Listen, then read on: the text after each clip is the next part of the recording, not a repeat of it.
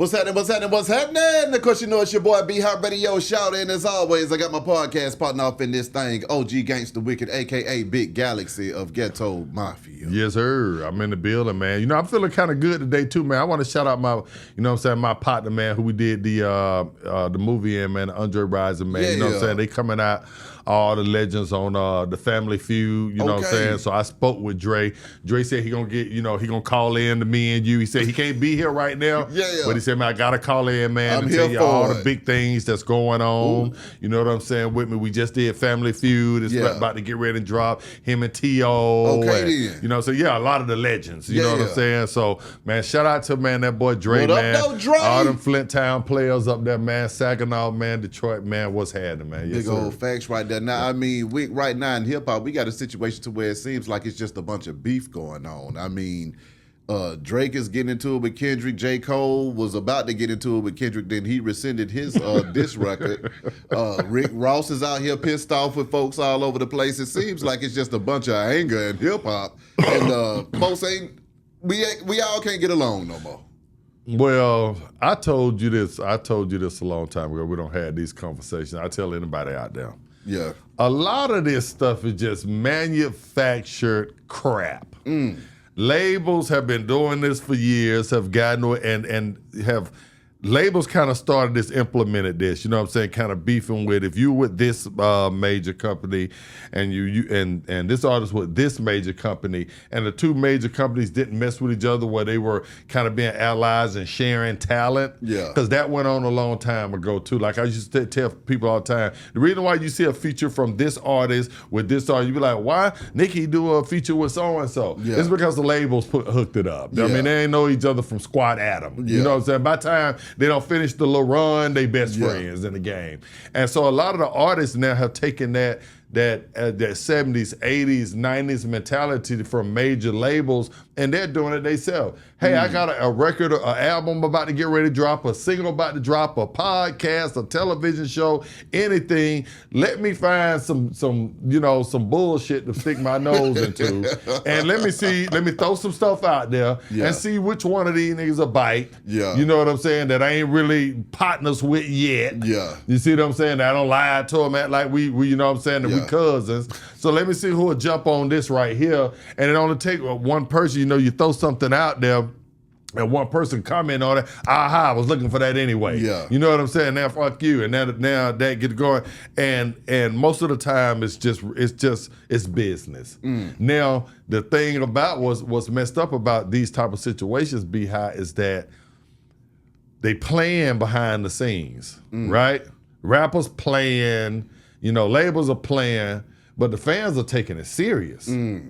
See, that's what kills the whole thing, because you got to realize the people, they turn into these podcasts, they turn into these, to these records, to these concerts, to these reality shows and stuff as an escape. Yeah. From their everyday life. That's right. Hey man, let me turn on Behind Wick, man, see what they got to say about X, Y, Z, or what's going on. Okay.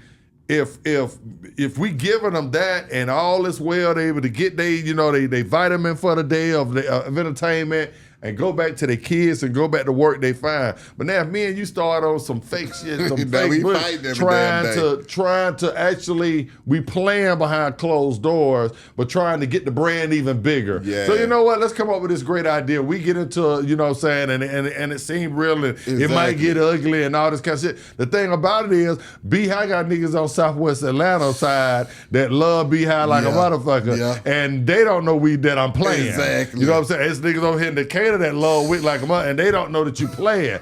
Now you got that shit going, and fake beef turns into real beef. My God. Stepping out here playing at first. Yeah. You know what I'm saying? Doing this little girl shit. I hear, the tit for tat bullshit. Hey man, we got a good skit. I say this all the time. I be looking at situations when most niggas go into prison, they don't got played out the street. It's always a dummy that hatches a plan. Hey guys, we can run up in so-and-so house. He got $300,000 just laying. Nobody has $300,000. Let me tell you that. They don't have $300,000 laying out in the middle of the floor, man. But if I was a dummy that hatches something, it's going to be in and out. Yeah. We going to do this right here. You just come. And before you know it, you got 4 niggas going up in there, one person nervous, your hands shaking, killing everybody up in there. Now you don't got caught up in some shit that wasn't supposed to be. Exactly. The rap, it'd be the same type of format with this. Come in here playing. It's going to be easy. We're going to talk a little bit about each other. We're going to make a diss record. Next thing you know, somebody dead behind this stuff. So, J. Cole pulling out of the, rescinding his comment to get to that, I say it's a little too late.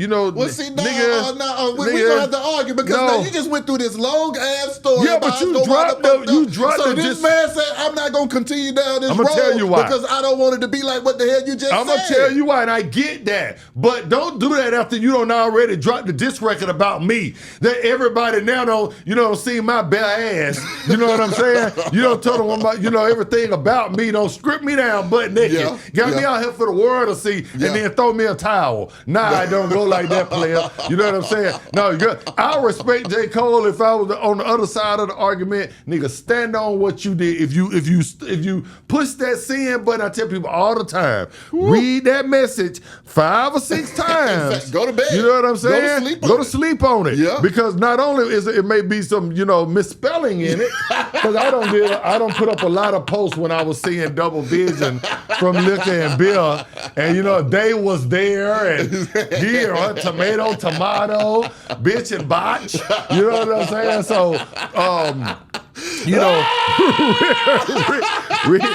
read that shit good before you put sin, before you upload a diss record on me. Yeah. You're not gonna be able to upload this record. Tell everybody. You remember when you be watching court? I know you see this all the time. Yeah. You sit there in court, got their defendant sitting there cool, and prosecution might haul out and say, well, his old lady said that he killed 3 of them, and he admitted it. It ain't got nothing to do with that. Then the defense stand up. I object, and then the judge like, strike that from the conversation. Yeah. Nigga, everybody in the jury done already heard that you don't say that my old lady killed 3 motherfuckers.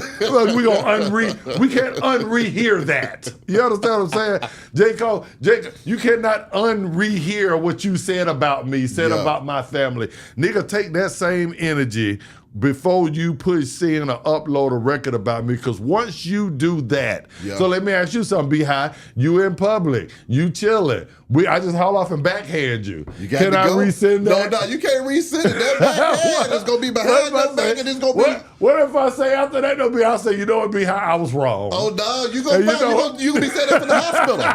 You're going to be saying that from the back of an ambulance. I just want us to, I want us to be great. And I'm going to be waving back at you while you pulling off in that ambulance saying, you know what, Wick, I accept your apology. That's what Charlie Murphy said when he said back on the skit back in there when he said that Rick James slapped him. Yeah. And now we ain't cool, nigga, until you see what the 5 fingers say to the hand. Exactly. Now after I get my slap back off, then we good. But nah, J. Cole, I get the premise of, sometimes we overreact. Yeah.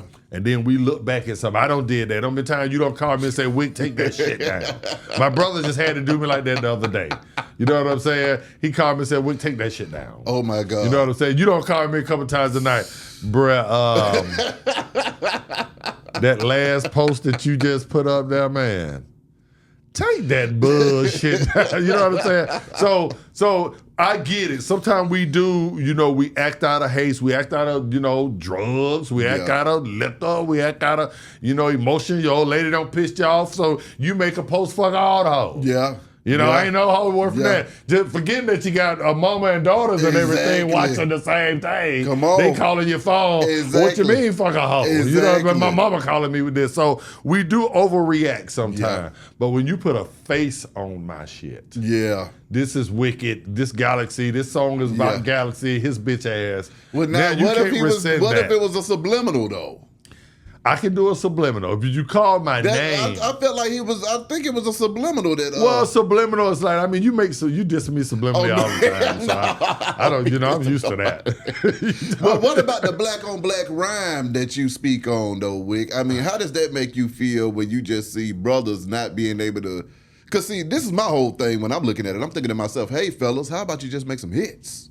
How about you make something that's so creative and sounds so damn good it's going to be up out of here, and the only, beef that you got is the folks hating on you because your product is better than everybody else's. Well, but the people that are hating that you're referring to are the people with the power. I mean, if you're Drake, then at this particular point in my career, I don't carry enough weight to affect Drake if I hated on him. Yeah. But Kendrick Lamar certainly does. Yeah. You understand what I'm saying? So even if people looked at it like Drake is number one right now at the top of the game, and that's debatable. Yeah. But let's just say you were in that, you subscribe to that. Yeah. That Drake is number one. There's a lot of people subscribe to Kendrick Lamar is number one or number two. Facts. So he has the power to be able to affected, Drake's bottom line with a diss record. We saw it with Ja Rule and X back in the day. Yeah. Ja Rule was on the top of his game. Yeah. I mean, as a lady,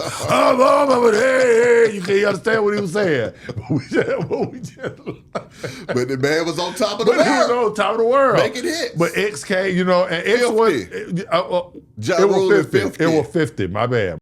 But the point I'm making to you is that at that time, Fifth went on top. Yeah. You see what I'm saying? Yeah. Ja was on top. Yeah. You know what I'm saying? It only takes a nigga that's kind of close right there that can affect your bottom line. Kendrick is certainly a person that could do it. J. Cole is a person that certainly could do it. So my thing is, nigga, J. Cole, you know how powerful you are. Don't make a goddamn diss record on me and then rescind it. Because people have heard that and you have painted a picture in their head about me, and now you want to throw it the white flag. Nah, don't, not with me.